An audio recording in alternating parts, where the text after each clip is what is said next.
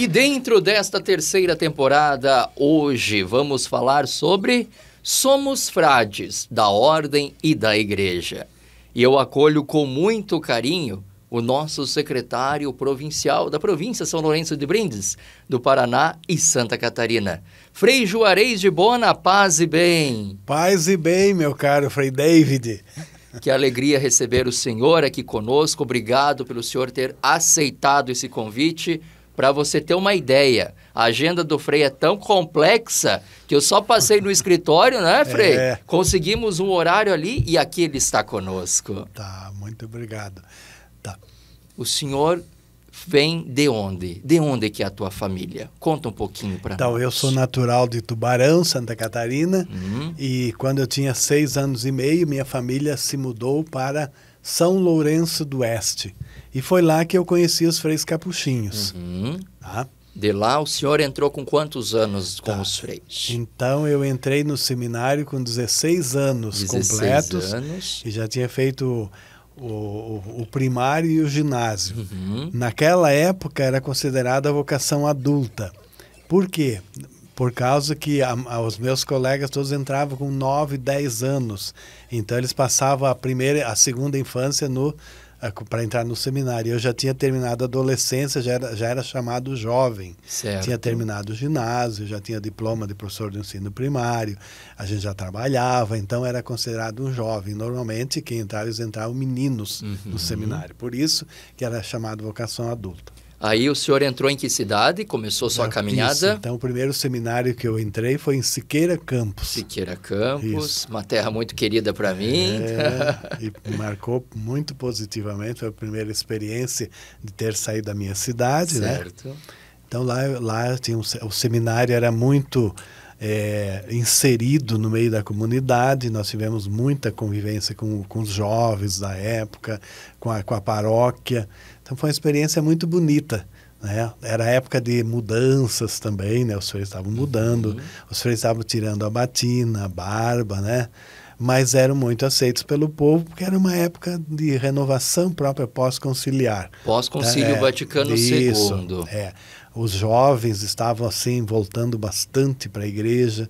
Lembro bem que a missa dos jovens era repleta de jovens, cantavam e participavam, né? Uma experiência muito bonita. O senhor passou por Siqueira Campos, depois quais outros lugares? Depois, então, o nosso seminário foi transferido aqui para Botiatuba. Botiatuba, Almirante Tamandaré. Isso, que é o município de Almirante Tamandaré. Ali, então, eu terminei o ensino médio, né? Depois, então, a gente ingressou no noviciado. Tá? Que foi? A abertura foi em Ponta Grossa. Em Ponta Grossa. Foi um noviciado atípico nosso. Por quê? Porque o noviciado era sempre feito antes da filosofia. Sempre foi, tradicionalmente era assim. Aí durante alguns anos ele passou para depois da filosofia. Aí a partir do ano que eu entrei no noviciado, foi em 1974, então ele deveria retornar novamente antes da filosofia. Então o meu grupo fez a filosofia depois do noviciado. E só que, por que eu digo atípico? Porque na verdade nós juntamos 4 grupos.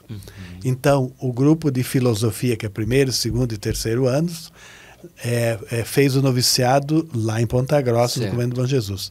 E nós fizemos o noviciado, o primeiro semestre em Botiatuba e o segundo semestre aqui nas Mercês. Porém, a vestição e a profissão foi junto com aquele grupo lá em Ponta Grossa. E no ano que vem nós vamos celebrar, então, 50 anos de profissão religiosa. No ano de 2025? Isso. Então é esse ano. Não, esse ano... Nesse ano é 50 anos de vestição, de noviciado. E o ano que vem de profissão religiosa. Isso que é interessante, ó. Sempre eu peço para os freis, né, contarem a sua caminhada, porque cada um fez a formação num lugar, passou por um lugar, e o povo desse lugar que sempre nos acompanha diz, nossa, que legal, então esse frei passou por aqui, esse frei fez história aqui. E frei, quando que foi sua profissão perpétua? dia 28 de outubro de 1978. E foi em que cidade? Também em Ponta Grossa. Também em Ponta Grossa. Por quê? Por causa que naquela época o Convento Bom Jesus era o coração da província. Por que eu digo assim? Porque ali era a cúria provincial, ali era a sede da filosofia e teologia. Olha só. Ali também era uma espécie de hospedaria provincial. Os capítulos provinciais eram celebrados ali. Então ele era o convento central da província na época. E a gente ficou muito tempo ali, né? Então, ali eu fiz a vestição, a profissão, eu recebi os ministérios de leitorato e acolitato, e daí eu fiz a profissão perpétua, foi no encerramento do 4º capítulo provincial. A minha turma, nós fizemos em 6. Certo. Tá? E aí, depois desta caminhada, o senhor teve algum outro estudo? Sim, daí assim, ó. Eu terminei a filosofia e teologia em 79, e daí logo eu e um companheiro meu, que hoje ele é bispo, Dom Cláudio, nós fomos trabalhar na formação, então no seminário central da província, que era Santa Maria. Em que cidade? Irati. Irati. Por que seminário central? Porque na época havia 4 pré-seminários, ou escolas vocacionais, no Paraná 2, Céu Azul e Uraí. Em Santa Catarina havia a escola de Capinzal e Laurentino. Então, ali os alunos faziam até a 8ª série. E depois, então, no Santa Maria, que é o seminário onde eu fui trabalhar, lá eles faziam o ensino médio. Tá? Então, daí lá era o seminário central da província. Entendi. E depois o senhor trabalhou da formação, teve algum outro canto? Ainda respondendo a primeira pergunta. Dos estudos?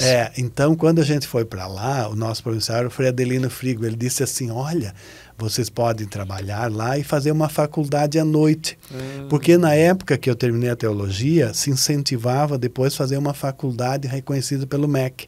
Então, a porção de freis fizeram faculdades ali em Ponta Grossa, ou lá em Araponga, onde os freis iam, se tinha faculdade, eles faziam uma faculdade, era uma espécie, um estudo complementar. Entendi. E eu fiz a faculdade de letras, eu fiz licenciatura plena. O senhor é professor?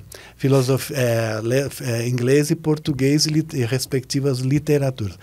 Eu trabalhei a vida inteira como professor, né? No seminário eu era professor de língua portuguesa, literatura brasileira e música. Eu estudei música, também fiz conservatório de piano. Música, eu sei que o senhor é o cara da música, mas trabalhei bastante. Agora da questão das letras eu já não sabia. Não, sim, eu trabalhei bastante com letras, língua portuguesa e literatura brasileira também. Assim que eu terminei a faculdade, eles já me chamaram para ser professor na faculdade. Porque a gente tinha um pano de fundo grande. O que é pano de fundo? Como eu fiz filosofia e teologia, fiz letras, mas eu tinha já estudado filosofia e teologia. Então, sobretudo essas duas disciplinas, elas te dão um pano de fundo grande, assim, você tem a porção de outras informações que te enriquece a compreensão, principalmente da literatura, né? Perfeito. Tá. E Frei, mas por que hoje o senhor é secretário? Que história é essa aí? Então, olha, foi boa pergunta. Eu já vou fazer 50 anos de vida religiosa, e nesse período eu trabalhei normalmente, sempre em 3 áreas. Eu sempre trabalhei com o canto litúrgico, só que eu comecei a trabalhar com canto litúrgico antes de entrar no seminário, em 1970. Sempre trabalhei com, daí a partir do que eu terminei a teologia, sempre trabalhei com secretaria, né, porque lá no seminário eu fui nomeado prefeito dos estudos naquela época. Como o seminário era um ambiente muito grande, muito amplo, nós éramos 10 freis que trabalhávamos lá. E cada frei tinha um setor.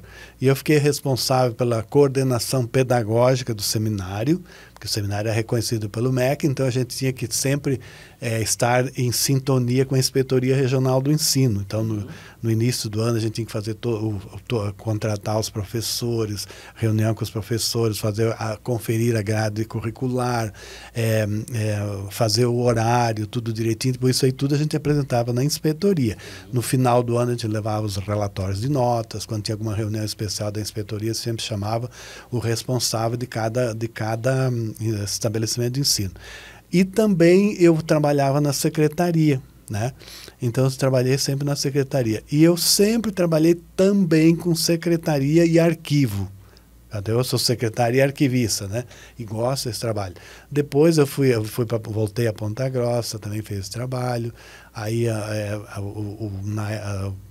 mais tarde, o provincial me chamou para secretário provincial, né, em 95, 96. Depois eu fui trabalhar na Secretaria de Roma, na Cúria Geral. Então, lá eu era secretário de língua. Tá? Até hoje é dia do tradutor, né? Eu fiz muita tradução, né? Tudo que é do italiano e espanhol a gente traduzia para o português. Então, aí a gente sempre se familiarizou com secretaria. Eu sempre trabalhei também com isso e sempre trabalhei como professor também, né? Até agora ainda, apesar de todos os tempos, de vez em quando os meus ex-alunos que conduzem a História da Província, sim, eles me chamam para dar aula. A semana passada fui dar aula de História da Província lá em Ponta Grossa. Né?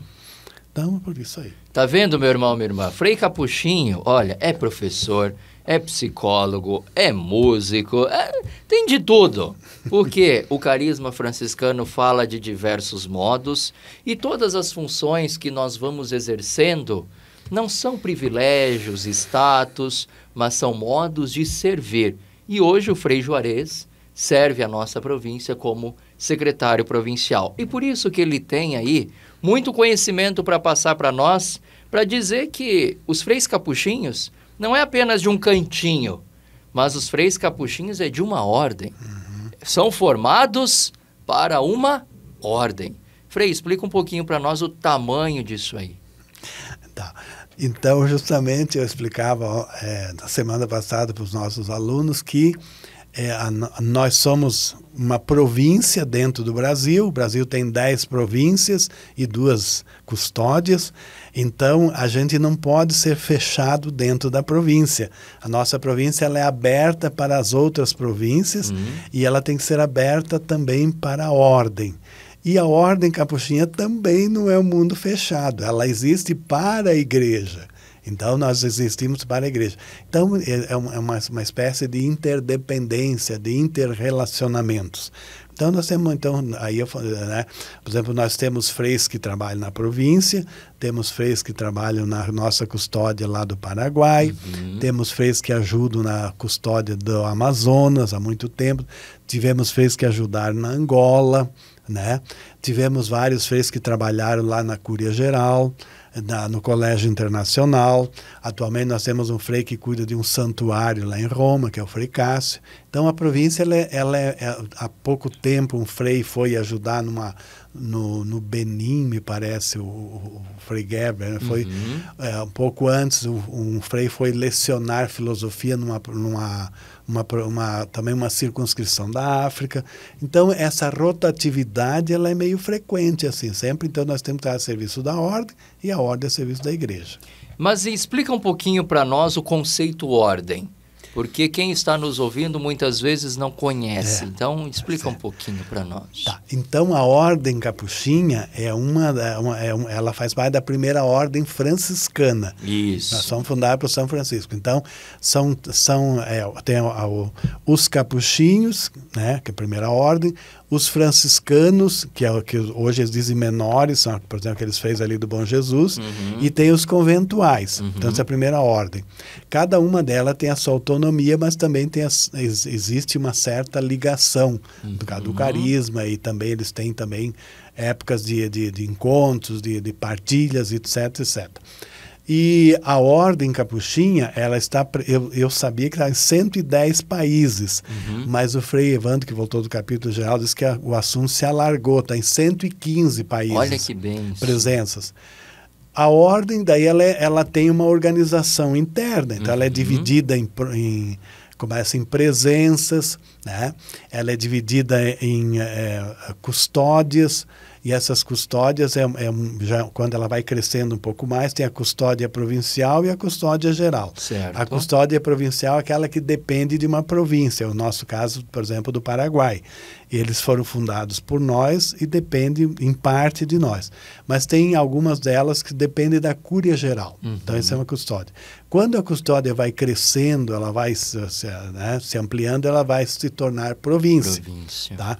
E as províncias, daí a ordem é dividida em conferências. por região. Parece que atualmente somos 10 conferências. O Brasil, por exemplo, tem a conferência da CCB, Conferência dos Capuchinhos do Brasil.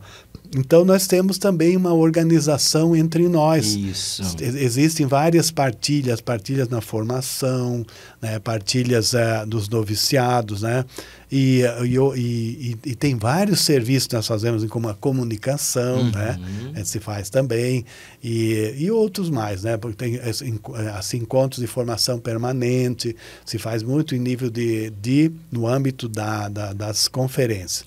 E cada conferência, por exemplo, tem um conselheiro geral, que ele é um mediador entre essa conferência e o ministro geral. O ministro geral. Né? O nosso conselheiro atualmente, ele é também vigário geral, né? Que é o Frei Silvio. Ele é da província lá do Pará, Amapá e Maranhão. Olha aí. Né?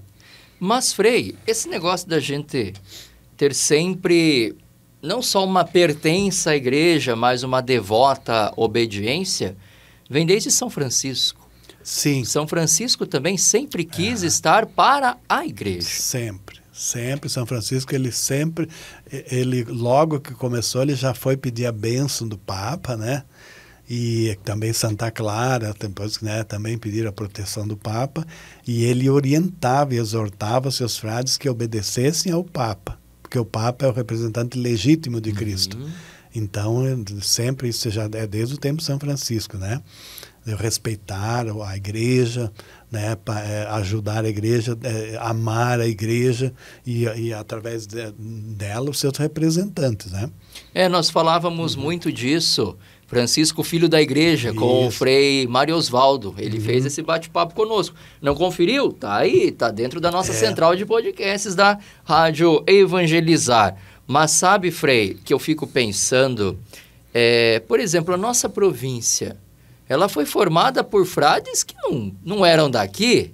Conta um pouquinho para o povo de Deus como é que a província do Paraná e Santa Catarina foi sendo formada. Porque é nesse estilo. São frades da ordem. Eles não eram daqui, mas vieram fundar a ordem aqui. Isso. Então, a boa pergunta. A maioria das províncias aqui do Brasil foram fundadas por freis italianos, né? E a nossa província foi fundada pelos freis vênetos. Como é que começou a história? Vamos lá.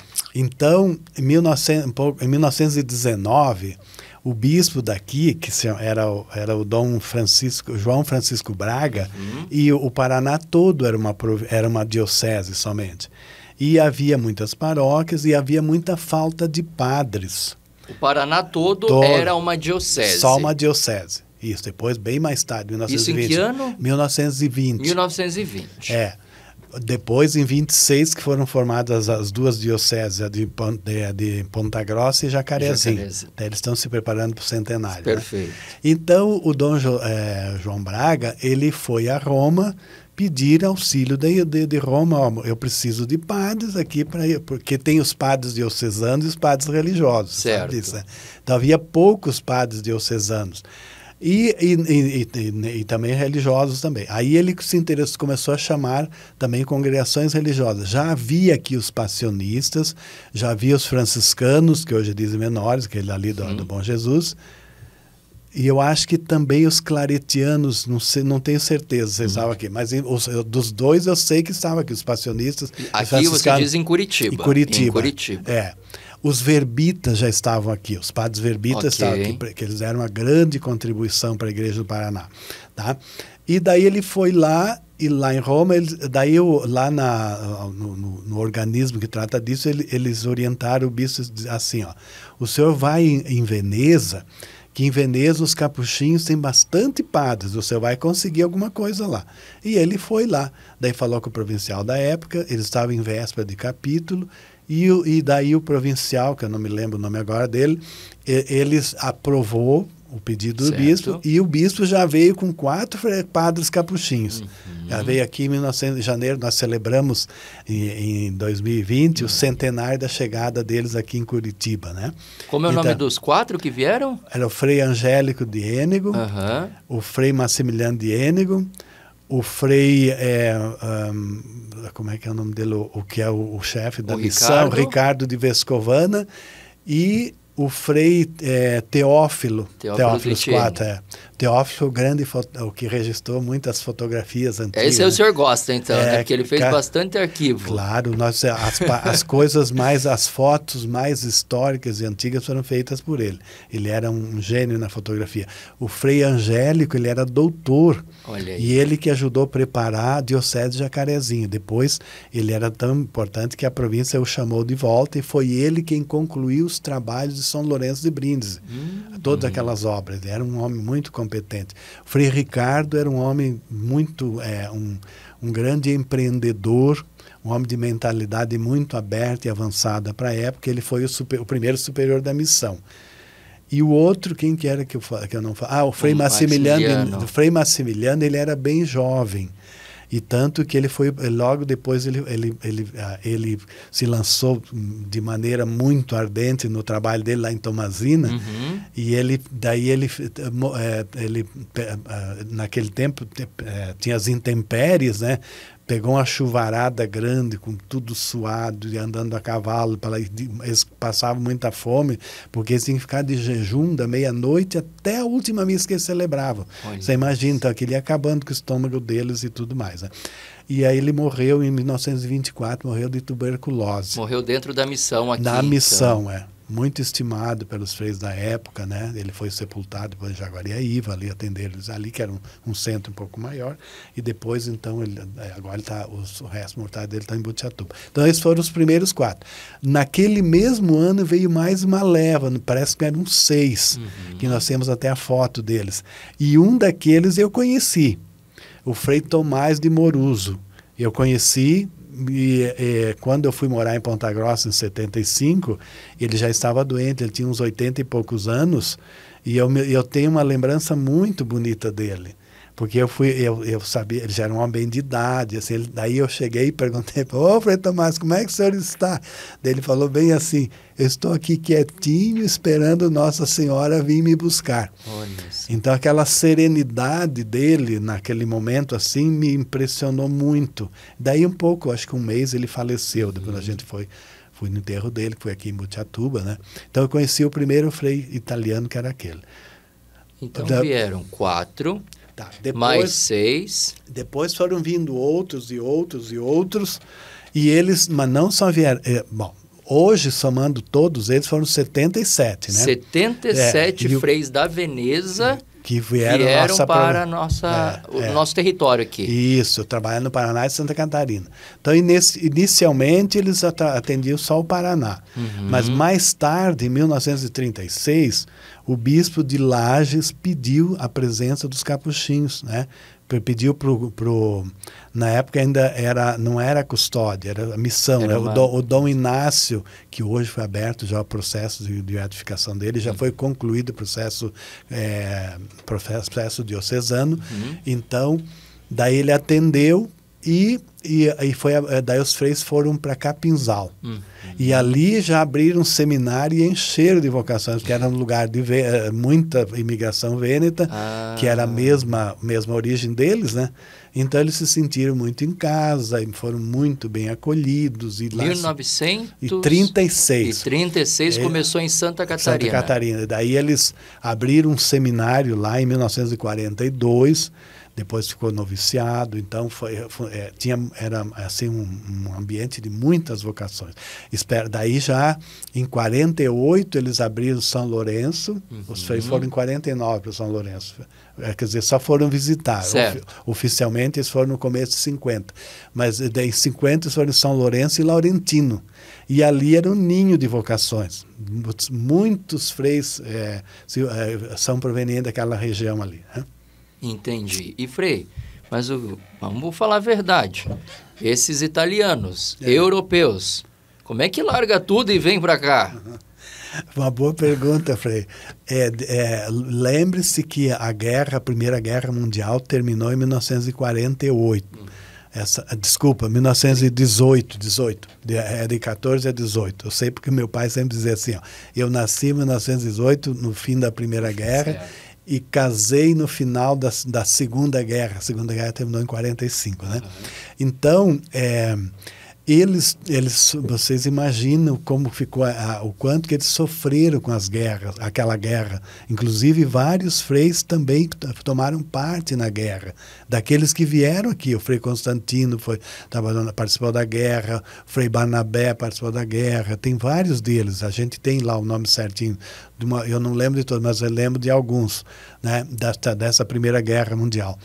E logo que terminou a guerra, eles estavam numa fase de muito entusiasmo missionário. Então, para eles tinham e eles eram muito numerosos, e era muito assim divulgada a importância do ser missionário. Então, muitos assim estavam com aquele entusiasmo da vida missionária e enfrentaram todas as dificuldades da época. Vocês imaginem, né?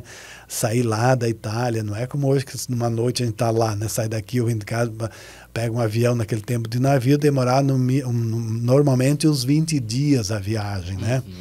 Chegar aqui outros costumes, outra língua, aprender a língua não é também fácil, né? Aprender a língua, é claro que quando for lá na região de Santa Catarina, estava em casa, porque lá todo mundo falava o dialeto deles. Mas eles tinham que aprender a falar português e tal, né? E vários deles se embrenharam nisso aí, aprenderam. E havia freis bem preparados também, sabe? Então foi assim, eles fizeram tanto que eles vieram também para implantar a ordem no Paraná.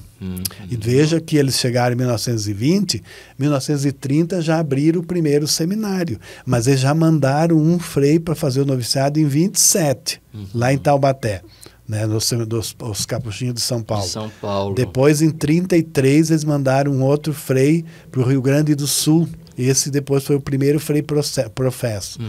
Então, em 1930 abriram o primeiro seminário, em 35 já abriram um noviciado, veja que ainda era missão, nem era custódia. Depois, em 35, foi inaugurado o convento de Butiatuba, que era seminário e era o convento. Ali foi depois sede dos freis, que atendiam as paróquias de Tamandaré e a paróquia de Votuverava, que hoje é Rio Branco do Sul. Certo. Né?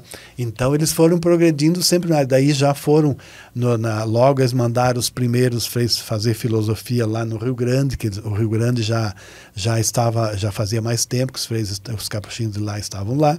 E depois, já no final de 39, por ali, já abriram um estudantado aqui nas Mercês. Eles ampliaram o convento e já vieram alguns estudantes de lá e já teve as primeiras ordenações já em 39. Foi tudo muito rápido, com muito entusiasmo. Muita dedicação. Eu vejo assim que os freis vênetos, eles se ocuparam muito no atendimento paroquial. Eles construíram igrejas, chamavam as irmãs para construir os colégios, dar educação católica nos lugares. A maioria das congregações religiosas ali do norte foram os freis que chamaram as irmãs, porque delas atendiam a catequese, atendiam a escola, ajudavam na igreja também. Vários trabalhos assim que elas prestavam na época, né? E dentro dos arquivos, dos documentos que o senhor tem acesso, não sei se o senhor vai me responder ou não, né? Porque tem muita coisa que só o secretário provincial que sabe. Mas, Frei, conta um pouquinho dos bastidores aí dessa missão. O que eles escreviam? Estavam felizes por aqui? Não estavam? Foi um período que gostaram? Queriam ir embora? Conta um pouquinho para nós. Eu acho assim, pelo que eu sei, eles gostaram tanto, para eles era a segunda casa, né? Certo. A primeira casa é Veneza, mas aqui a maioria deles ficou aqui, né? E alguns voltaram por motivos de saúde, ou a província também pedia, né? Mas eu acho assim, aí eu vou dizer que eles tinham muito entusiasmo, eles se entregavam de corpo e alma no trabalho aqui. Basta ver que eles assumiram todas as frentes de trabalho que eram próprias da época, né? Então, construção de igrejas, construção de colégios, construção de conventos, isso aí, de seminários. E eles trabalhavam muito e o povo gostava muito deles também, né? Então, eles se sentiam amados aqui, tanto é verdade que os que voltaram para lá, eles morriam de saudades daqui, né? Se eles pudessem morrer aqui, eles queriam, vários deles que eu sei disso, né? Então, claro, aqui foi a segunda casa deles, né? A segunda paixão deles. Que lindo! Isso é ver mesmo que somos frades da ordem, né? Os frades que vieram de Veneza para esse cantinho do Brasil, no Paraná e Santa Catarina, e aqui fizeram uma história muito linda. Mas, Frei, dizendo que a gente é frade da ordem, mas também frade da igreja, o senhor dizia algo interessante, da tua turma tem um bispo. Tem. Antes de mim tem um bispo. Mas um frade capuchinho que é bispo. O Frei Cláudio Sturmo é bispo, e uma turma antes de mim, que é o Dom Mário Marquês, ele atualmente é bispo de Joaçaba, e o Dom Cláudio é bispo de Patos de Minas, né? E tem um ex-aluno meu também que é bispo, que é o Dom José Gislon, que é bispo de Caxias do Sul. De Caxias. Né? São todos meio próximos de idades, assim. Aqui no nosso Cappuccino Cast nós já entrevistamos o Dom Mário. Isso, é muito meu amigo, nós estudamos juntos, quer dizer, ele estudava um ano atrás de mim, mas a gente assim sempre tivemos muita afinidade, né? Certo. Tá. Mas nessa questão ainda, Frei, do Frei ser um bispo, é um serviço para a igreja. Exatamente, aquilo que nós estávamos conversando enquanto nós vínhamos para cá, né? Que os religiosos, homens, com as religiosas não existe isso, porque elas não têm acesso ao clero, né? Mas os religiosos homens, então, a vida religiosa e a vida clerical, ela é totalmente distinta, mas não é incompatível, tá? Então, veja, a vocação religiosa, ela é plena e ela é sempre começou, ela existiu na igreja de formas diferentes, né? E depois, então, como a vida religiosa masculina foi muito apreciada pela igreja, a igreja começou a dizer assim, ó, a vida religiosa também faz parte da igreja, eu vou querer ordenar alguns de vocês aí. E não só ordenar padre, vou querer também ordenar bispo alguns de vocês. E não só bispo, vou também nomeá-los cardeais. E não só cardeais, vou também fazer alguns papas também. Então, dentro da vida religiosa, existem religiosos que são somente religiosos, como é o meu caso, como é o São Francisco, ele é somente religioso, São Bento é somente religioso, São Bernardo, que é o pai da igreja, doutor da igreja, ele era somente religioso, mas também tem os religiosos bispos, tem muitos deles, tem religiosos cardeais. No caso da nossa província, nós temos atualmente 3 cardeais, um na África. Não, desculpa, tem 4. Tem um na África, um na Argentina, um lá em Roma, que é o famoso Frei Raniero Cantalamessa, e tem um nos Estados Unidos. Tá? E dois desses cardeais não são bispos. Por exemplo, aquele da Argentina, ele é um sacerdote, não é bispo. E o Frei Raniero também não é bispo, ele é sacerdote. Tá? Então, são curiosidades. Não tem, a Ordem Capuchinha não tem nenhum papa, não teve ainda, né? Mas tem outras ordens que tiveram, os franciscanos tiveram, os jesuítas têm o nosso querido Papa Francisco, que ele é religioso, né? A gente vê que já tem uma mentalidade um pouco diferente, porque é uma estrutura diferente. Os beneditinos tiveram muitos papas, a ordem beneditina, né? Então tem bastante papas que foram beneditinos, né? Então só para dizer que as ordens religiosas, elas não são um gueto dentro da igreja, elas fazem parte integrantes da igreja, e a igreja pode pedir que alguém, né? Claro que a pessoa pode dizer não, mas normalmente ela percebe que também é um serviço dentro da igreja, tá? Então não existe incompatibilidade disso dentro da igreja. Então os frades capuchinhos estão vivendo o carisma franciscano na sua essência, mas o modo como vão servir, a função que vão exercer, vai depender das necessidades dos tempos, das necessidades da Santa Igreja. O senhor dizia que o Frei Inácio também era bispo? Sim, o Frei Inácio, do qual nós estamos falando agora, é aquele que foi o segundo superior da missão. Tá? Frei Inácio Dalmonte. Isso, Inácio Dalmonte. E ele esteve aonde? Só para o pessoal se localizar nas cidades? Então, o Frei Inácio Dalmonte, ele veio com um grupo de missionários em 1925. Ele foi ordenado e já veio. Certo. Aqui tem 3 que eram colegas deles que vieram juntos também. Um deles é o Frei Constantino. Aham. E tinha um outro que agora não estou lembrado, mas o Frei Constantino, que é famoso, também é da turma deles. E ele veio, daí ele ficou, ele era um homem muito, ele era doutor em direito canônico, um homem muito preparado, mas também muito humilde. Onde ele trabalhou, ele foi um grande apóstolo. Eu traduzi a biografia dele que fizeram na Itália, eu até me emocionei, quase chorei de ver assim, da espiritualidade que ele tinha nas cartas, a partir das cartas dele, né? E quem conheceu vários freios tinha uma veneração muito grande por ele.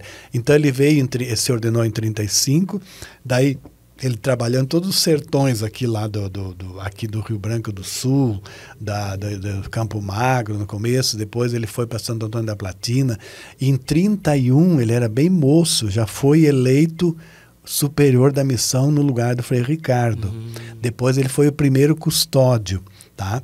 Em 49 ele era um pároco famoso lá em Santo Antônio da Platina, daí lá ele foi eleito bispo. E depois ele foi bispo auxiliar de Joinville, e ficou pouco tempo, acho uns 2 anos, aí ele foi nomeado bispo diocesano de Guaxupé, e ele morreu já com fama de santidade. Guaxupé, Minas Gerais. Minas Gerais.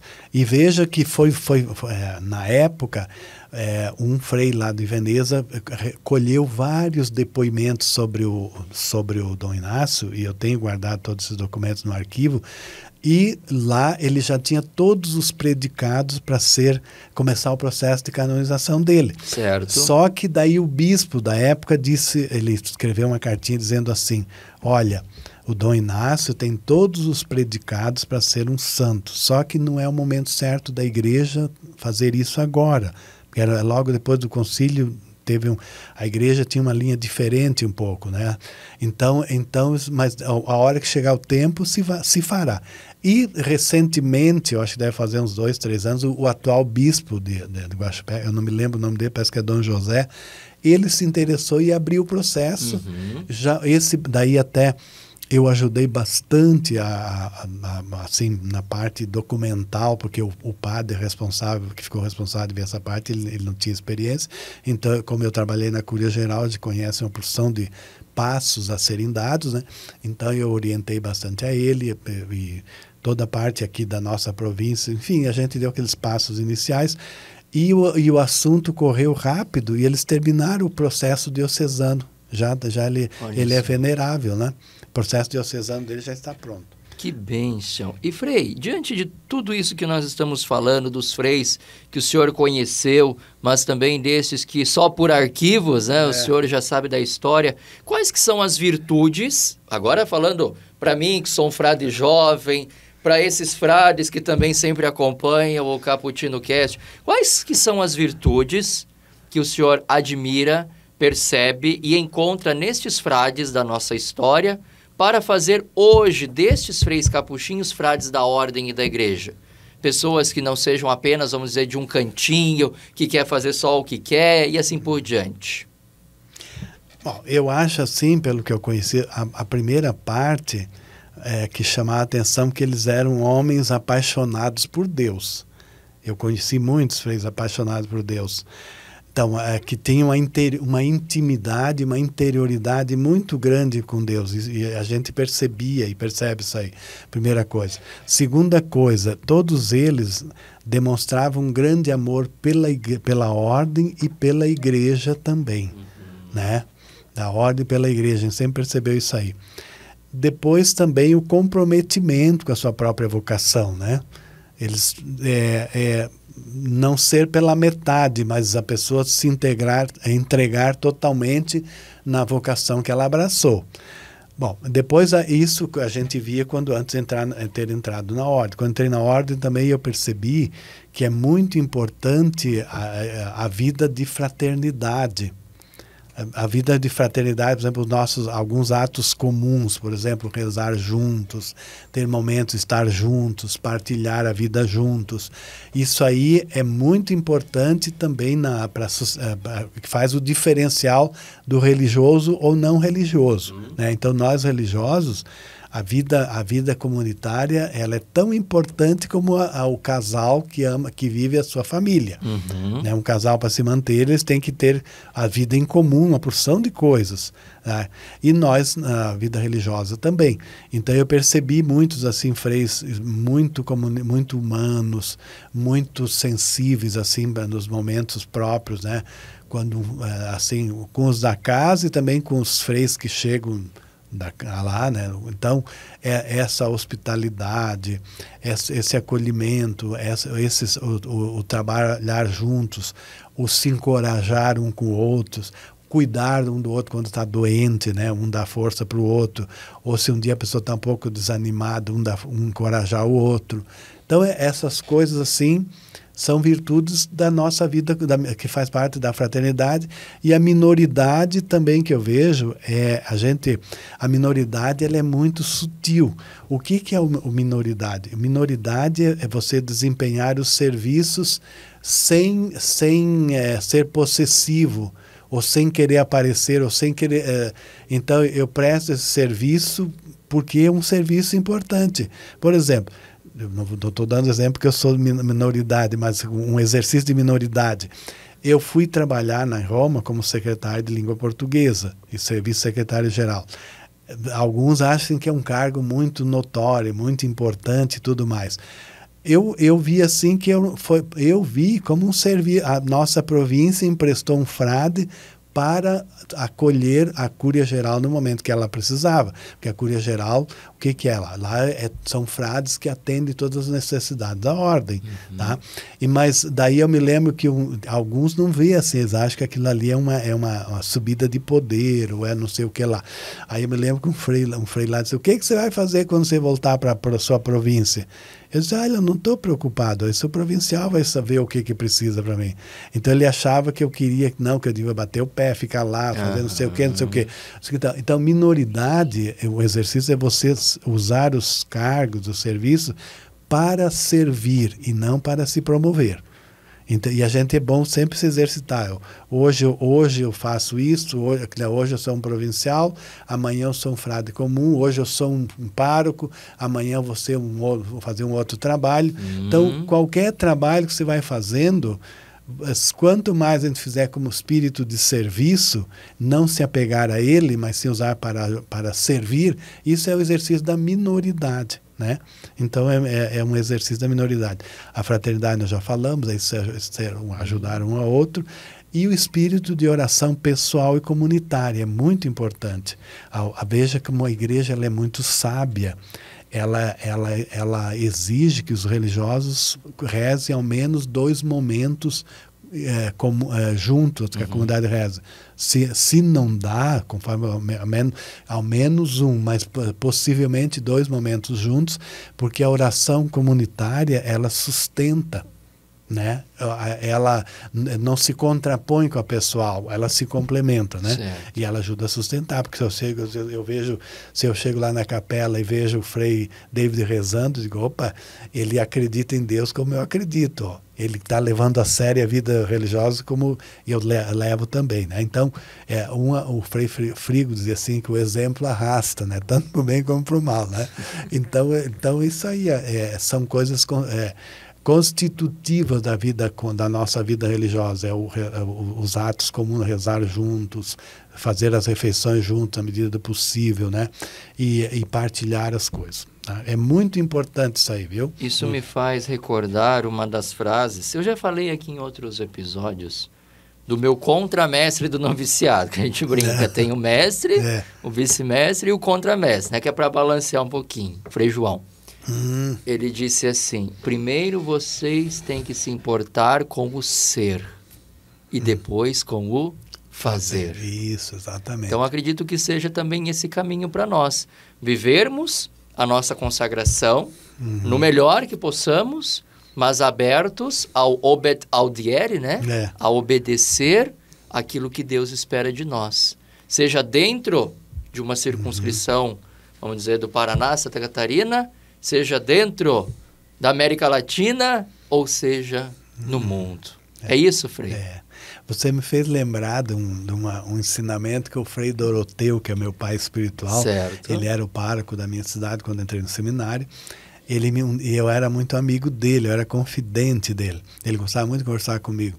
E daí um dia ele disse assim para mim: olha, Juarez, quando você entrar no seminário, não pergunte o que o seminário vai dar para você. Pergunte no que você pode colaborar, no que você pode dar. O que a ordem vai dar para mim? Não faça essa pergunta. O que eu vou dar para a ordem? Então, quanto mais você se exercitar nessa pergunta, mais você vai se tornar homem. Se você fica perguntando que vantagem eu vou ter entrar na vida capuchinha, que vantagem eu tenho indo lá, não sei o quê, isso é próprio da criança, vai ficar sempre infantil, né? Então, na medida em que nós praticamos isso, no que eu posso contribuir como homem, como frei, como capuchinho, então você vai se tornando adulto e a outra parte ela vai acontecer por consequência. Não se preocupe, o dia que você precisar, o dia que acontecer, os outros vão ver isso aí. E eles, daí a outra parte, ela vai acontecer por consequência. Então, é um exercício, parece assim simples, mas que a gente tem que sempre chamar a atenção.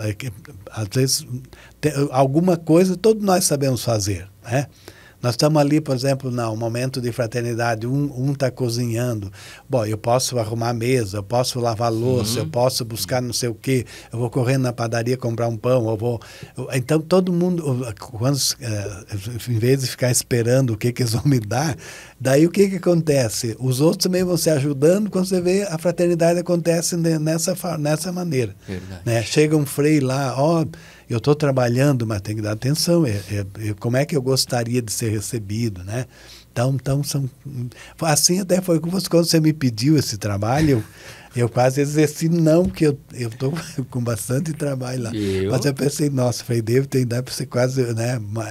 Você é de gerações bem depois da minha. Então, sim. Vamos nos ajudar. Você faz um trabalho tão bonito na comunicação, eu tenho que dar um apoio a você, né? E eu fico muito grato pelo senhor ter vindo, ter aceitado esse convite. Mas, Frei, o nosso Cappuccino Cast tem sido também instrumento de discernimento vocacional, instrumento de despertar vocações. Então, também coloque um pouquinho para o nosso jovem que está nos acompanhando da tua realização enquanto Frei Capuchinho. Por que vale a pena ser um Frei Capuchinho?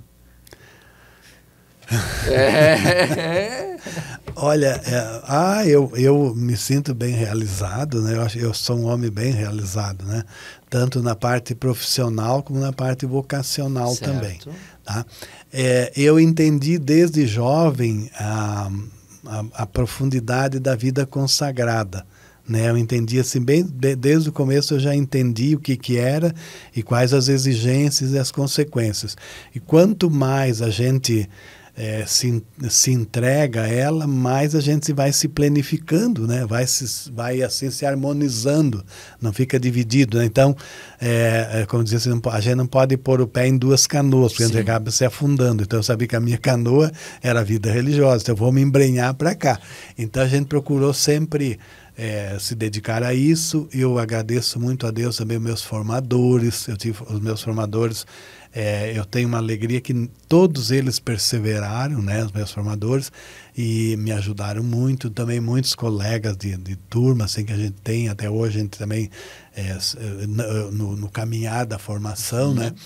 Então, eu me sinto assim, eu acho assim que eu encontrei o sentido da vida também dentro da minha vocação, e eu vejo também que em todas as vocações tem pessoas bem realizadas. Aquelas, em qualquer, agora mês vocacional, por exemplo, nós passamos mês de agosto, trata das várias vocações, né? Então eu vejo assim que é importante quando a pessoa tem clareza do que ela quer, né? Porque dela ela vai assim direcionar as energias dela para aquilo. Então, energias direcionadas produz luz, né? Sim. Não é isso? Sim. A água encanada, ela faz um benefício imenso, né? E se ela não é encanada, ela pode fazer desarranjos na pessoa, né? Então assim também são os dons que Deus deu para nós, né? Quanto mais você consegue harmonizar, você vive bem e ajuda também os outros, né? Perfeito. Ajuda bastante os outros, né? Então, eu agradeço a Deus que eu encontrei muitas pessoas realizadas também, né? Muitas pessoas, assim, foram exemplo para mim, né? Que são assim, foram um estímulo muito grande, né? Mesmo a começar de casa, meus pais, né? Família, onde eu estudei, eu tive professores excelentes, né? Que eu tenho até relacionamento com eles até hoje, depois na vida religiosa também. Então, nas áreas que eu trabalhei, eu sempre encontrei muitas pessoas realizadas, muitas pessoas generosas, pessoas oblativas, né? Ou seja, o senhor deu sim e Deus foi conduzindo e sempre apresentando pessoas para o ajudar. Exatamente, graças a Deus. Nesse ponto eu sempre agradeço a Deus e que a gente não é sozinho, né? Eu também aprendi que nós somos interdependentes e também eu acho assim, é muito importante quando nós todos passamos por momentos de crise, a gente se abrir com pessoas realizadas. Qualquer vocação. Melhor coisa, porque quando aparecer a crise, é muito importante abrir-se com pessoas realizadas, porque daí elas vão te ajudar a superar a crise, né? Se você vai procurar uma pessoa que ela está lá no pior, ela pode te puxar também para aquela parte negativa, né? Então é muito importante que a possibilidade de superar as crises ela é bem maior. Frei, que conversa maravilhosa. Falei para o senhor, ó, é um bate-papo. Foi bom, não foi? Foi maravilhoso. Muito legal. Espero que também o nosso irmão, nossa irmã tenha gostado muito. E Frei, o senhor tem algumas considerações aí também para esta que está nos acompanhando? Olha, eu vejo assim, em primeiro lugar eu quero agradecer a tua iniciativa de me chamar para dar esse testemunho praticamente, né? Sim. Testemunho. E eu vejo assim, uma palavra que eu gostaria de dizer é que você que está nos ouvindo, né? Que procure sempre assim participar da igreja, procure participar de algum grupo que assim na comunidade, né? Procure não ficar fechado no seu mundo, tá? Mas procure sair de si, participar de alguma coisa que isso vai ajudar muito. E os jovens, então, quem é jovem, então procure descobrir qual é a sua vocação, veja, tem qualquer vocação que ela é vivida com intensidade, ela planifica a gente, né? No fundo, nós somos chamados a amar a Deus e fazer o bem. Então, cada um fazer o bem naquilo que está ao seu alcance, tá? Perfeito, então, muito obrigado mais uma vez pelo senhor ter aceitado o nosso convite. E assim vamos finalizando mais um episódio do nosso CaputinoCast. Falando hoje, somos frades da ordem e da igreja, mostrando que nós não estamos presos a um território, presos a uma função, mas estamos abertos àquilo que a igreja precisar. Estamos abertos àquilo que a igreja pedir de nós. Então, curta, comente, compartilhe, salve esse podcast, manda para o amigo, manda para a amiga, visite os outros podcasts que temos na nossa central de podcasts, Rádio Evangelizar. E eu te espero aqui para o nosso próximo episódio, que com certeza terá um tema muito envolvente com um convidado ou uma convidada muito especial que ama o carisma franciscano e faz com que você também vá amando e se apaixonando por este Francisco de Assis. Que Deus te abençoe. Paz e bem! Paz e bem!